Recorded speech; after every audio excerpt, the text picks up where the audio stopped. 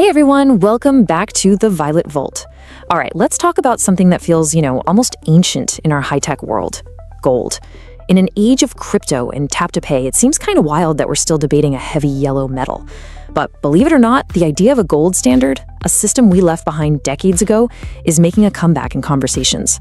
Today, we're going to dig in and figure out why. So what's the deal? Why does this shiny metal still have such a hold on us? Is it just people being nostalgic for a simpler time, or are there some really good reasons to rethink the very foundation of our money? This is a huge topic, so let's get into it.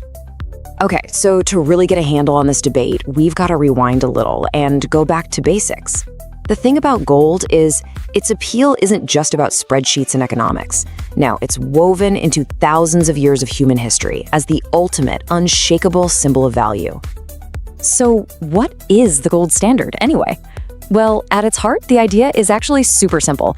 It just means that every dollar in your pocket is basically a promise. It's a claim check for a real physical amount of gold sitting in a vault somewhere. It's where the saying comes from. Your money is literally as good as gold.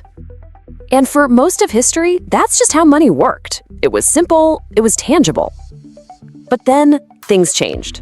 By 1971, the entire world had moved on, and today, not a single country uses it. So the whole debate we're talking about today really boils down to two completely different ideas about what money should even be. So let's dive into the pro-gold side of things first.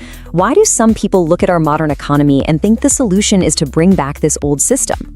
Well, they see it as a powerful fix for some of our biggest financial headaches. And this quote right here from a Reddit user really hits at the emotional core of their argument. It speaks directly to that feeling of inflation, right? You work hard, you save your money, but every year it just buys a little bit less. Gold supporters dream of a world of healthy deflation, where saving is actually rewarded because your money gains value over time. And this brings us to their number one argument, discipline. They see gold as a kind of financial straitjacket for governments. You can't just print more money whenever you want, because every dollar has to be backed by a physical thing, the gold in your vaults. You can't just hit Control-P on a gold bar. It's a real, tangible limit on spending and debt. And when you look at the data, you can see why they're worried. It's hard to ignore this trend. Over the last couple of decades, as government debt has climbed higher and higher, the price of gold has shot up right alongside it. For gold supporters, this is proof. It shows that as people lose a little faith in government finances, they run for the safety of a real hard asset. Now, this leads to a pretty serious charge they call financial repression. It sounds complicated, but the idea is simple. They argue that in our current system, where money is just backed by a government promise, there's a huge temptation for governments to let inflation run hot, which quietly eats away at the value of your savings. It basically makes their own massive debts easier to manage. Okay, so that's a pretty compelling case for gold.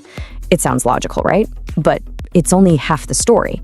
And the other half? Well, it's a completely different picture, one painted by the overwhelming majority of mainstream economists today. So what do the experts think?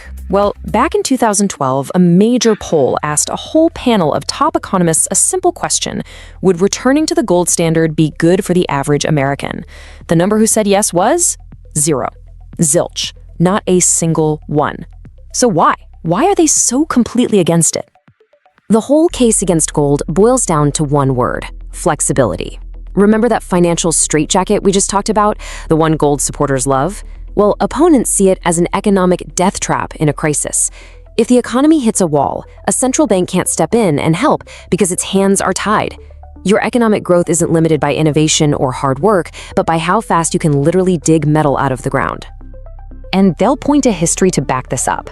The era of the gold standard wasn't exactly smooth sailing. It was actually filled with financial panics and long, painful depressions. And the most telling piece of evidence? During the Great Depression, the countries that recovered the fastest were the ones that ditched the gold standard first. It freed them up to actually fight the economic collapse. And this gets to the core danger, something critics call destructive deflation. Think about it like this. If you knew for a fact that the money in your bank account would be able to buy more stuff next month, would you rush out to buy a new car today? Probably not, right? You'd wait. Now imagine if everyone started doing that. The entire economy could grind to a screeching halt. So we've got these two sides, locked in a battle, team discipline versus team flexibility. But what if What if the whole debate about gold versus paper is missing the most important ingredient? What if the real foundation of money isn't a physical thing at all? The system we all use today is called fiat money, and the whole thing runs on one simple but incredibly powerful fuel source: trust. The dollar in your wallet isn't backed by a pile of gold in a vault. It's backed by our collective faith and confidence in the institutions that issue it. As the head of the Bank for International Settlements puts it, money is basically a social convention. It's just a story that we all collectively agree to believe in. Its value isn't in the piece of paper or the number on a screen, it's in our shared agreement that it's worth something. When you think about it that way, gold was really just an early version of trust technology. It worked because it was rare, it was durable, and it was hard to fake, which made it easy for everyone to trust.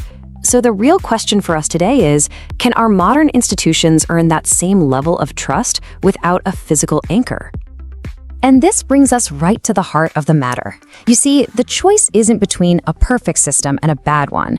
It's a choice between two very different systems, each with its own set of risks and priorities.